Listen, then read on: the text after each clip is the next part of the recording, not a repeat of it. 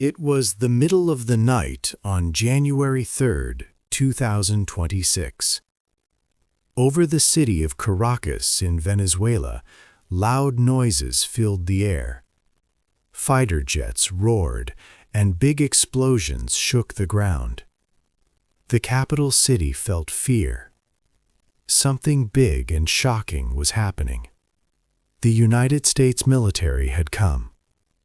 It was not a small visit, but a full-scale attack. Their goal was to catch Venezuela's leader, Nicolás Maduro. This was a very unusual thing to do. No one expected a country to send its military to capture another country's president from his home.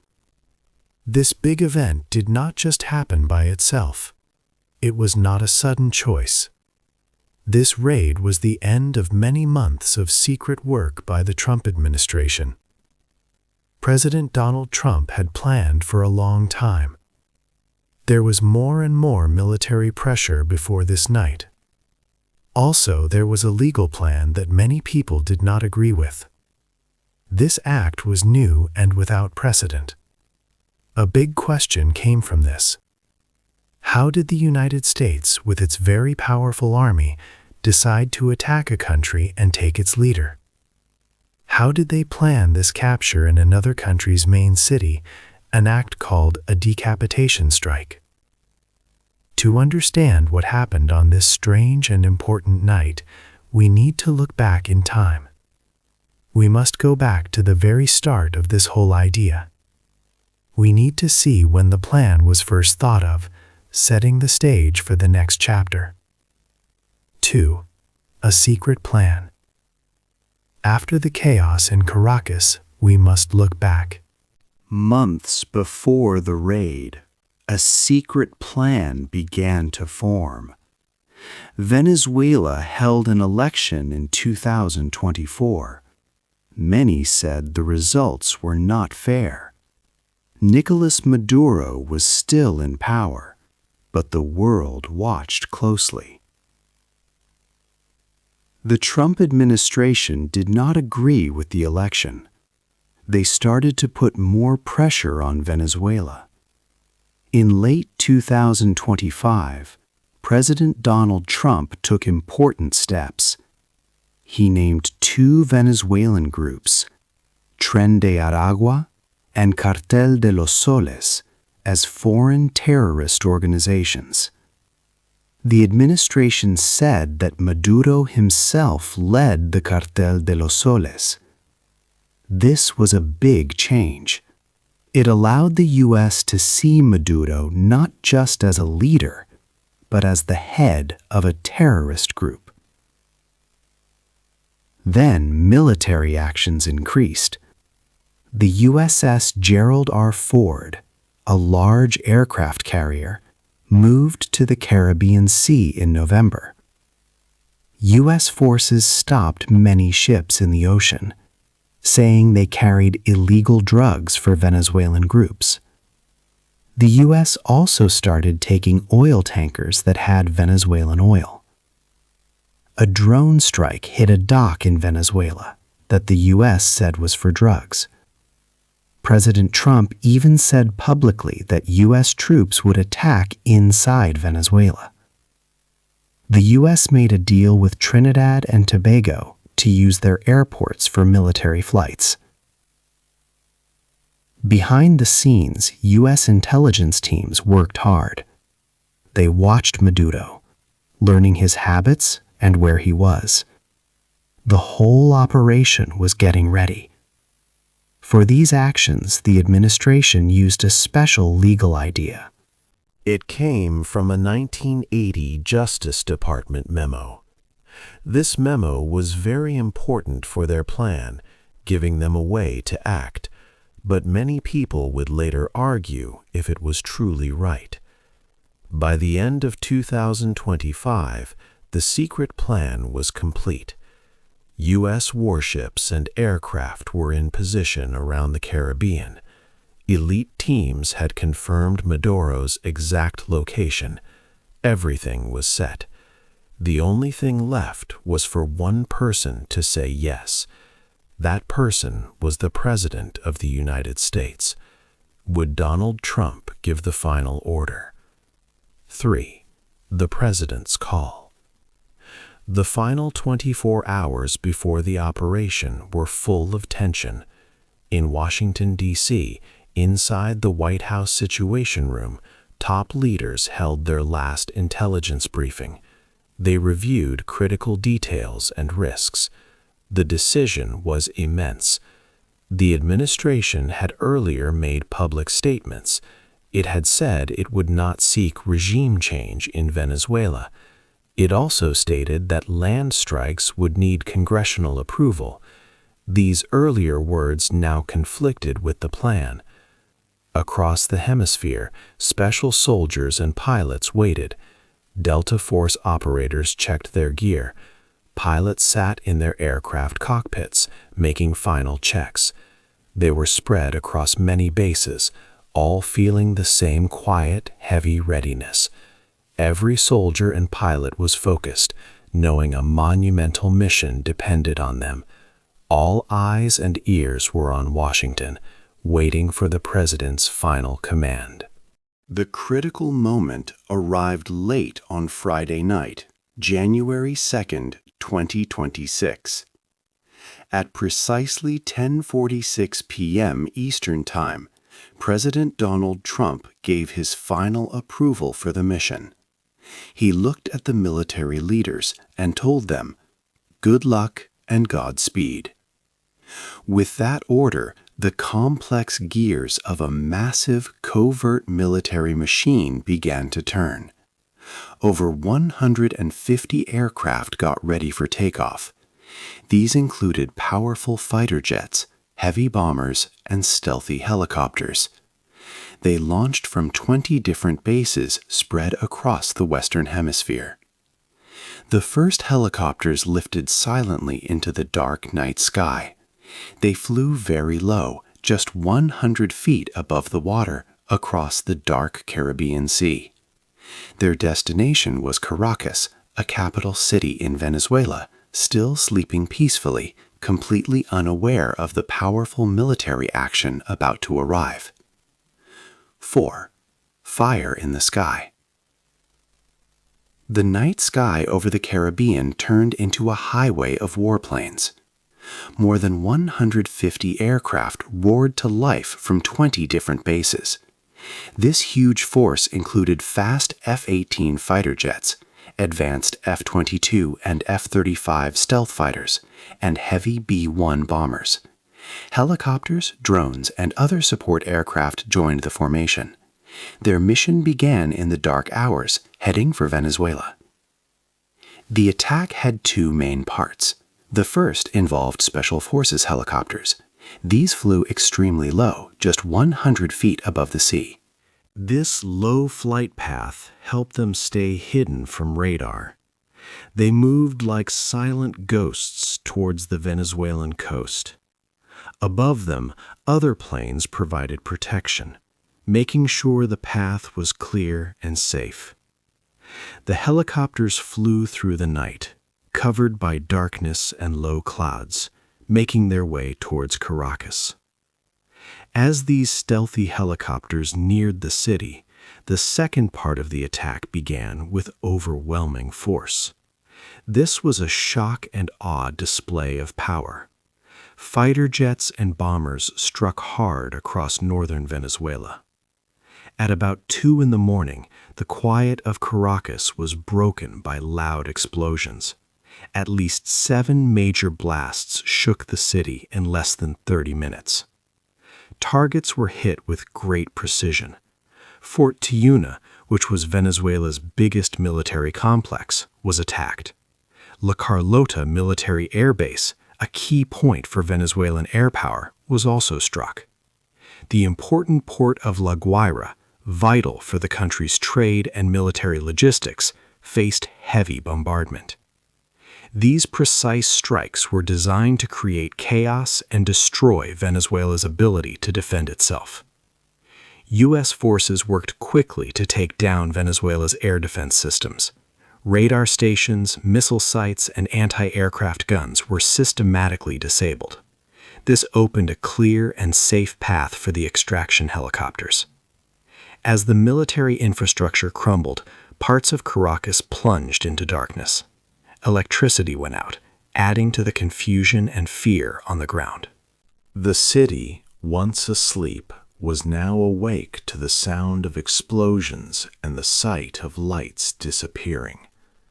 This fast and powerful opening attack showed great military skill and destructive power. With the main defenses crippled and the path seemingly clear, the Special Forces helicopters began their final descent. They were heading towards Nicolas Maduro's compound. This building was located inside Fort Tiuna, the large military base that had just been hit. The helicopters flew lower and lower, preparing to land. But as they got very close to the ground, new fire suddenly erupted.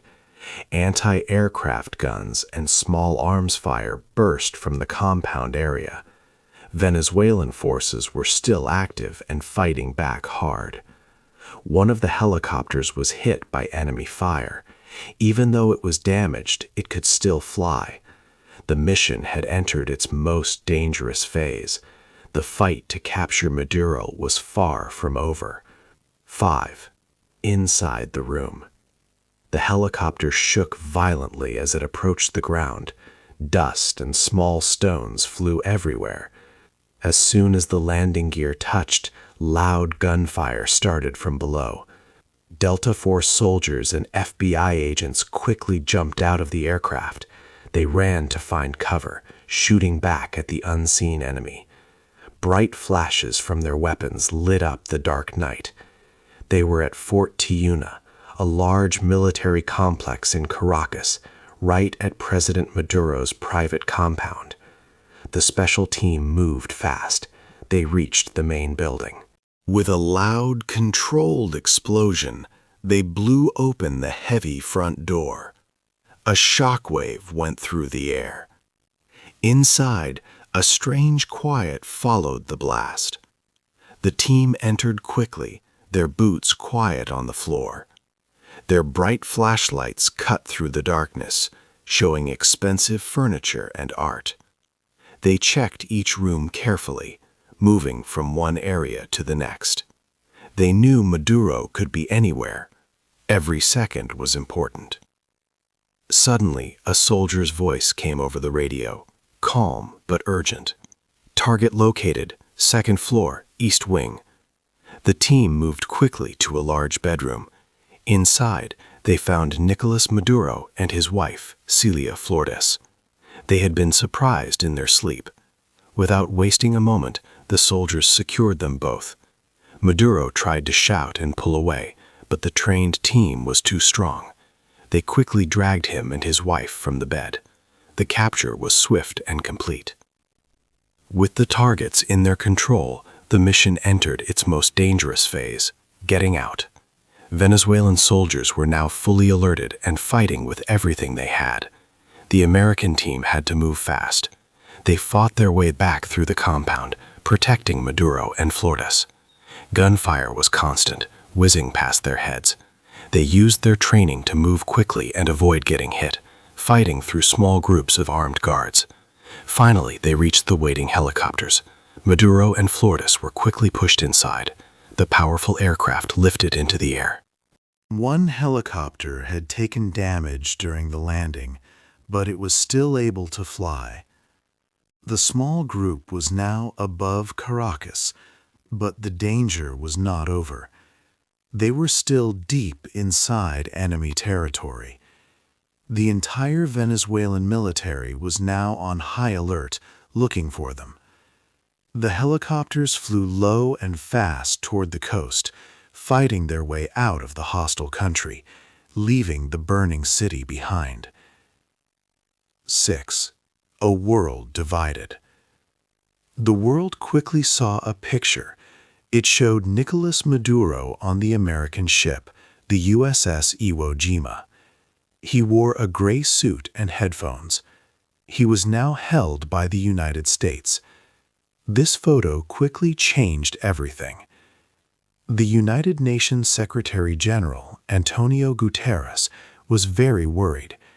He called the military action a dangerous new example. He asked all countries to follow international rules. The UN Security Council planned an urgent meeting, requested by Venezuela, with China, Russia, and Colombia's support.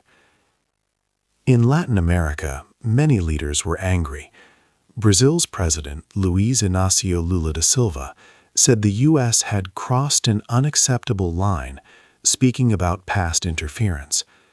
Colombia's president, Gustavo Petro, called it an attack against Venezuela's power and the whole region. Mexico also said the action was wrong. China was deeply shocked. Its foreign ministry called it a clear use of force against another country, saying it broke international law. Russia also spoke strongly. Its foreign minister said it was an armed attack and showed support for Venezuela. European countries were more careful. British Prime Minister Keir Starmer wanted facts first. He said his country felt no sadness for Maduro's rule ending, but international law must be respected. The European Union said Maduro was not a legal leader, but stressed rules must be followed. France and Germany also worried about using military force. Not everyone was against the U.S. action. In Venezuela, opposition leaders were happy. Maria Corina Machado, a Nobel Peace Prize winner, said it was time for freedom. Argentina's president, Javier Milei, strongly supported it, calling it the end of a drug-terrorist government and a victory for democracy. As the world argued and took sides, all eyes turned to Washington. President Donald Trump was about to speak to his country and the world. He would explain why he ordered the mission. Everyone waited to hear his official reasons for the raid. 7. Law or war? The raid to capture Nicolás Maduro caused a big legal and constitutional fight in the United States. People in the government argued strongly about whether the action was lawful. President Trump's administration had a clear explanation for its actions. They said this was not an act of war against Venezuela. Instead, it was a law enforcement operation. They explained that U.S. federal agents were simply trying to arrest Maduro. He had been charged with serious crimes like narco-terrorism by a federal court in New York, and an arrest warrant was active. The military's job, they argued, was to protect these law enforcement officers and help them catch a wanted criminal. This approach allowed the use of massive military power for what the administration called a police action. This legal idea came from a special document written in 1980. This old legal memo from the Justice Department outlined how the U.S. government could use its military to help arrest people in other countries. It gave a way to send soldiers, aircraft, and other military assets for tasks that usually belong to law enforcement, even on a very large scale. This memo became a key part of the administration's argument. Republicans in Congress mostly agreed with President Trump. They supported his actions, saying the president has strong constitutional powers under Article 2. These powers allow the president to protect American interests and bring criminals to justice. Many believed President Trump acted decisively to remove a dangerous figure who threatened U.S. national security. They also pointed out that getting permission from Congress before the raid could have made the mission fail, putting American lives at risk. But Democrats were very angry about the operation. They said President Trump had acted alone without asking Congress for permission before sending the military into a sovereign nation. This, they argued, went directly against the War Powers Resolution, a law that says the president needs Congress's approval for many military actions. Democrats like Senator Tim Kaine called the raid illegal and a dangerous overreach of presidential power. They believed President Trump had bypassed Congress, which should have the final say on starting what looked like a war. They feared this action would set a bad example for the future. However, all these intense legal talks and arguments happened after the fact. The military action was already completed. President Trump's administration had created a new, undeniable reality on the ground in Venezuela. The big question now moved beyond legal definitions of law or war. It turned to the urgent practical matter. Who was actually in charge of Venezuela now? What would happen next for a nation whose leader had been forcibly removed? 8. The next day. The day after the raid, Venezuela awoke to a power vacuum. Nicolás Maduro was gone, but the country's future was unclear. Venezuela's vice president, Delcy Rodriguez, quickly made a public address. She spoke defiantly on state television, demanding Maduro's immediate release. She stressed that he was still the only legitimate president of Venezuela. However, President Donald Trump told a different story. He claimed that Rodriguez was now cooperating with the U.S. government. He said she was ready to do what was necessary to make Venezuela great again. These two very different accounts showed the deep confusion. Meanwhile, Venezuela's opposition leaders quickly called for their candidate, Edmundo González, to take power. González was living in another country. The opposition's key figure, Maria Corina Machado, also urged Venezuelans to prepare for freedom. But President Trump surprised many when he dismissed Machado. He said he thought it would be very tough for her to become Venezuela's leader, questioning her support. The U.S. operation had major global effects. It signaled a new type of U.S. foreign policy, which some called the Dawn Road Doctrine. This showed the U.S. was ready to use its power directly in Latin America. President Trump was also open about the U.S. interest in Venezuela's vast oil reserves. He said American companies would help fix the oil infrastructure. In conclusion, while Maduro was in U.S. custody, Venezuela's future remained very unstable.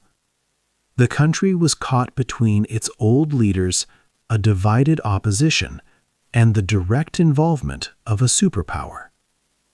What do you think will happen next for Venezuela and its people? Hey there! Just a second before you go. If you learned something new today, please give this video a like, write your thoughts in the comments, and subscribe to the channel.